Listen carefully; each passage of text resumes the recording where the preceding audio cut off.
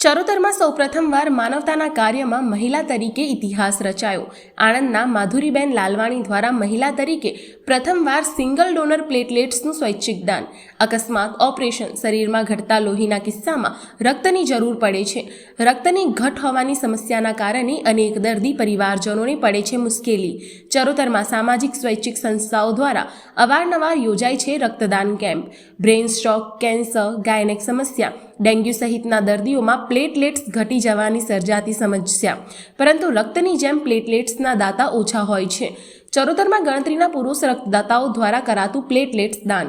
ચરોતરમાં સૌપ્રથમવાર મહિલા તરીકે આજે આણંદના માધુરીબેન લાલવાણીએ સિંગલ ડોનર પ્લેટલેટ્સનું કર્યું સ્વૈચ્છિક દાન। આ પ્રક્રિયામાં રક્તદાતાના શરીરમાંથી લોહી મશીનમાં જાય છે, જ્યાં પ્લેટલેટ્સ છૂટા પડ્યા બાદ રક્ત પુનઃ દર્દીના શરીરમાં પહોંચે છે। રક્તદાતા મજબૂત મનોબળના હોવા જરૂરી, કારણ કે સમગ્ર પ્રક્રિયામાં 1.5 થી 2 કલાકનો લાગે છે સમય।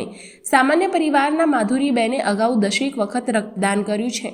પ્લેટલેટ્સ દાન માટે તેઓને સ્વયંસેવકોનો સાંપડ્યો સહયોગ। પ્લેટલેટ્સનું દાન કરનાર પ્રથમ મહિલા તરીકેના સન્માન સાથે જરૂરતમંદ દર્દીને સમયસર ઉપયોગી થઈ શક્યાની લાગણી કરી વ્યક્ત।